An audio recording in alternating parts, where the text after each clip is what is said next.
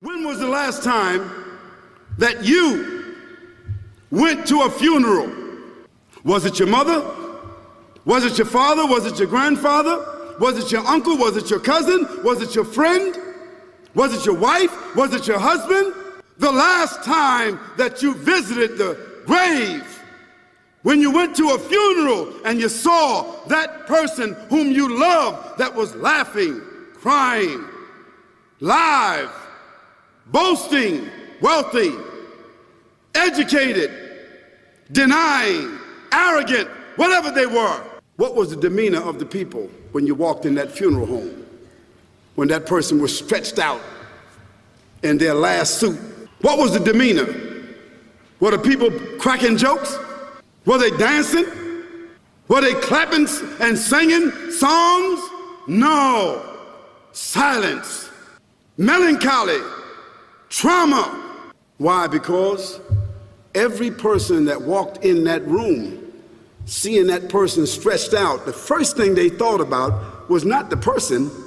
The first thing they thought about was that one day, this will be me. So Allah said, Alhaakumut takathur.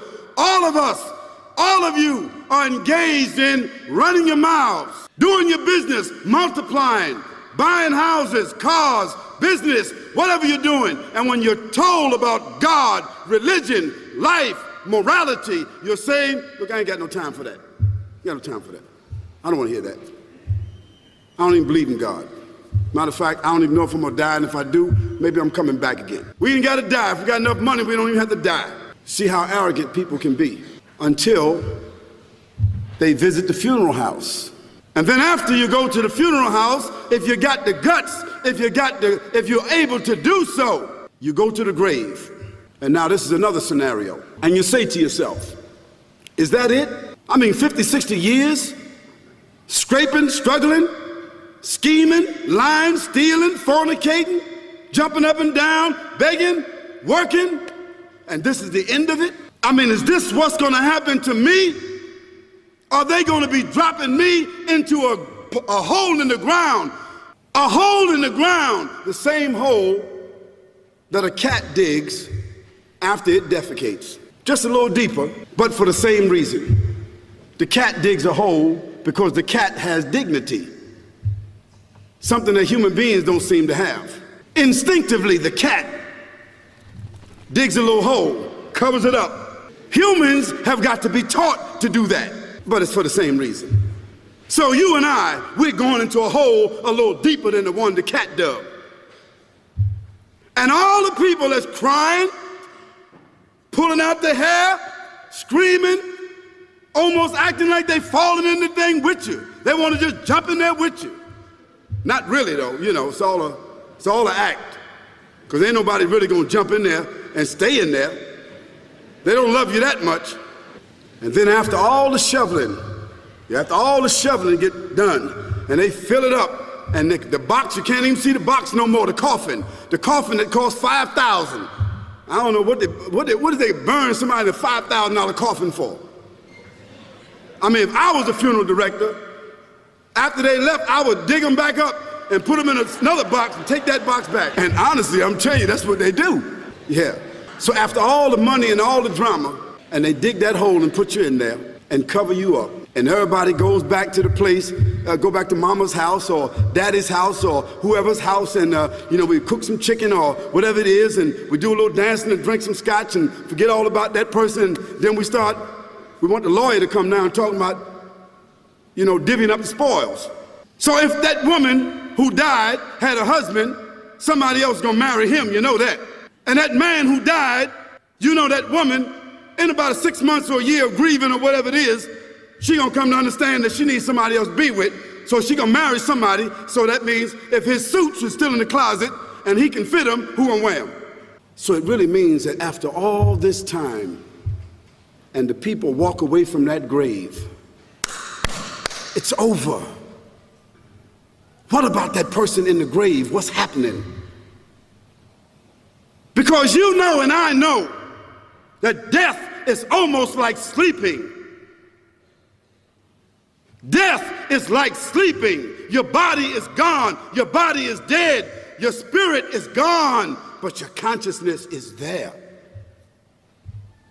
Yes, brothers and sisters, you and I are going to know when the people put us in that box and put us in the grave. We are going to know. Your spirit is gone. You can't shout. You can't call out. You can't say, don't leave me here. But you're going to be hearing and you're going to be seeing, because that's a different kind of consciousness. But you can't move. And in that grave, this is when the real trauma is going to begin. Because there's a reason for humans to go inside the grave. If the Creator wanted to, He could have caused us to live and then disappear into the atmosphere. But He didn't. He caused us to go into another womb called the tomb.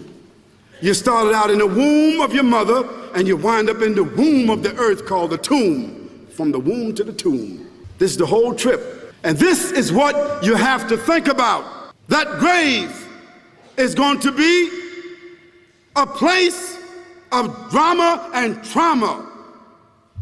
A place where you're going to be questioned before you're resurrected.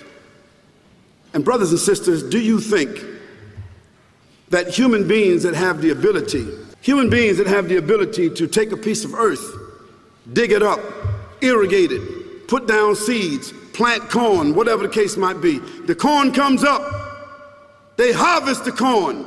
Then after that, what happens? They cut it down, dig it up again, put new seeds in there, and what happens after that? Comes back up again. What happens in the winter? All the leaves fall off the trees and the earth goes dead. And what happens in the springtime? The water comes, generates the earth again, germinates all over again, new grass, new leaves, new flowers, new fruits. So Allah says, and a sign for them is the dead earth. After that, we give it life, and then you eat the fruits from that. So Allah says, the one who gave you life in the beginning, is He not able to give you life all over again in order to judge you? Yes, certainly. You may want to deny it because you don't want to be judged.